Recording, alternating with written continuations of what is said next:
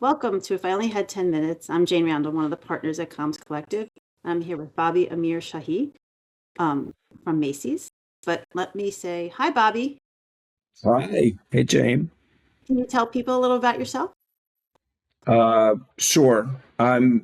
You said it. I'm from Macy's. I've been there for 5 years now, counting, and I get the pleasure and privilege of running the corporate communications and the public affairs team at the company. And I'm New York based, but as you can see, I'm in my house in New Jersey, which is only about 4 miles from your house, actually. So Even pretty that far. cool. All right, let's jump in. First question. Yeah. How do you think AI is changing what it means to be a great communicator? Well, I think that's the question of the day for everybody in this business. And I think I'm a big believer in the idea of two truths can be, Mhm. you know, at the same time. I think as a communicator, and I've been doing this for 30 years, that feels weird to say out loud, but it's nice to have a tool or a digital companion that could help get past the blank sheet of paper faster. Yeah, And then for obviously, I don't work alone. I work on a big team, and like, how does that enable us to do more things, spend more time on the more complex issues? So yes. it's great, right? But then there's another part of me that says, yeah, it's great for me because I've been doing this for 30 years. But what about my middle tier career folks or even junior folks who I want them to know what it's like to be in a room Mhm. and to develop a statement or to Yeah, develop a point of view articulately without any digital tools in the room with right. whomever. And so there is that sort of double-sided sword with it. So I do think it is a great time to be a communicator. It's a great tool for communications, and it does more than writing, of course. It can do analysis, it can Right. do brainstorming and all of those things, but it needs to come with a lot of guardrails. Right. How would you explain the value of a fractional communications person to someone who's unfamiliar with the concept?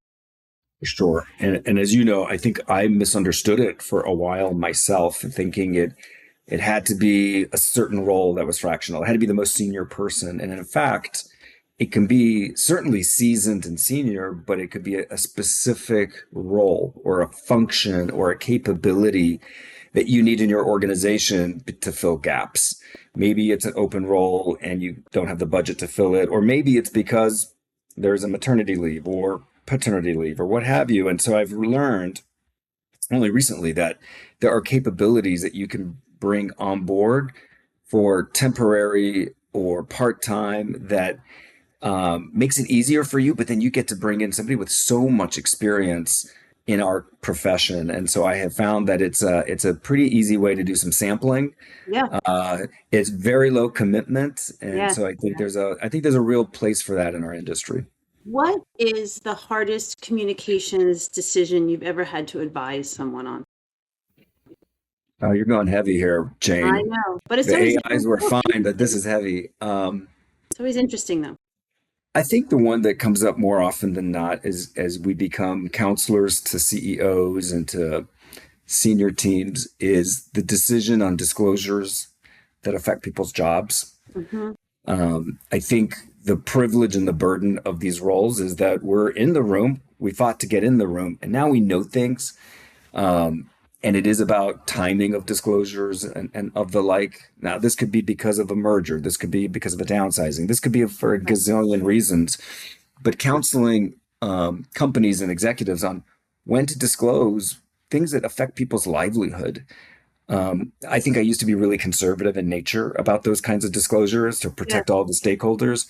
But I think in my older years, there are times when you've got to respect the humanity of your colleagues or the partners and make better decisions about giving people more time to adapt or to find a solution for themselves. And so I have found myself all across the spectrum on this when giving counsel because it's, of course, it's 1,000 different factors, but those are the hardest things, the hardest things I get involved in. It's about the humanity, right? Yeah, And I that's think exactly right.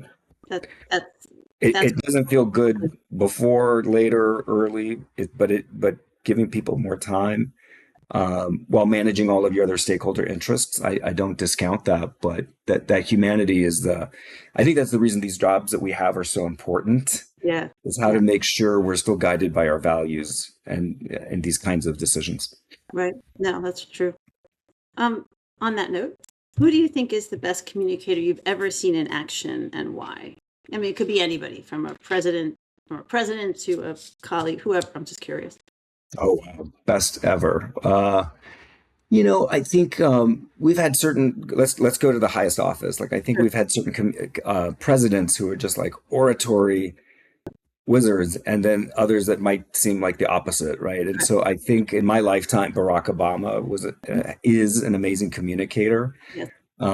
So I think of the art form that he has for that. And then of course I'm biased, right? Like I've had great mentors, and some of them in my career: Bob Jimenez, Ellen East, going back to my Cox Yeah. days, Yeah. Anti Warner.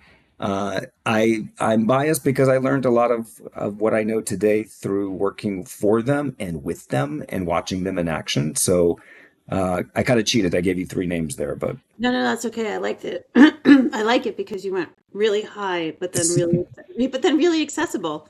yeah, And yeah, this idea that we are who we are today because of the people who helped shape us along the way. And they should get yeah. credit for that. So I like that. Well, you say that, and it's like, oh my gosh, I think I'm having an effect on other people too that are in my organization or that I have mentored or gotten to know through page or seminar. And so, Right. yeah, it's called paying it forward, I guess, right? 100%. 100%. Um, one fun thing. What is one movie, because we all have them, that you never turn off if you come across it on TV? I don't even have to think about that one. And I don't know if this it paints me a certain way, but I think maybe because I've worked in media and now fashion Right. retail for my whole career in communications, and I guess more than half my career now in New York City, or at least half of it, which is kind of crazy. It's Devil Wears Prada, which I used to joke with some folks that would join my department. If you haven't seen that movie, you're not going to understand the vibe here Right. because it's fast paced. You got to say what you mean, but don't say it mean, unlike Miranda Hobbs. Correct. And I just find it's funny to me because I find the movie is 20 years old, Jane. But when I watch it, it feels as modern and contemporary of New York and work as ever, except for maybe the magazine publishing side of it. Maybe that's not Mm, a it's not not as strong a business model as it was 20 years ago. But that's my can't turn off. right. I love that. Um, I love that. And they're making a new one. The new one's coming out, or it's made already. Yes, It's coming very out. nervous, I excited, know. nervous. I know. It's always like, will it be as good? Anyway, all right. I'm going to ask you one other question in case I'm going to ask you one other question and then the final question. What's a signal that lets you know a message is landing? Mm. I think, well, I see it all the time. It's the head nodding, right? It doesn't matter if it's on a screen, like we're talking to each other, or in a Right, right, room. right. I feel like as I keep talking and I get the head nodding, I'm like, okay, go with it. When you don't see the head nodding, so the nonverbals for sure. But I think when I was younger, getting your pitch or your story into the New York Yeah, Times, like the front yeah, page of the business section was always like the biggest high. I find that now that I spend more time on internal matters yeah.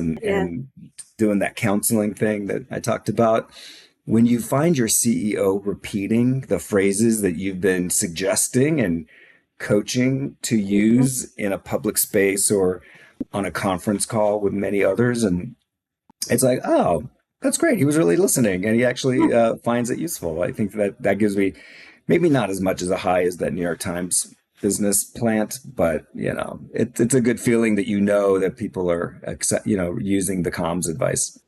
right. No, that's a good one. I agree. All right, you made it. You survived. What would you do with an extra 10 minutes in your day? Hmm. Makes sense because that's the name of the podcast. Correct. I bet a lot of people say sleep. Mhm. I would have said that, but I have this almost 2-year-old chocolate Labrador, Mhm. and I don't have enough time to play with him. So I would spend more time with him, doing something fun. Awesome. Dogs are Yeah. good. We love dogs. It's a very dog friendly podcast. It's good. Oh, good. Good. Maybe they can meet. My dog's very playful. Maybe we can go have a play Yeah. date. Yeah. I think so. Let's get some warm, dry weather, and I'm Yeah, down. correct. Bobby, thank you so much for coming on. It was really fun to have you, and hopefully you'll come back. It was fun to be here. Thanks, Jane.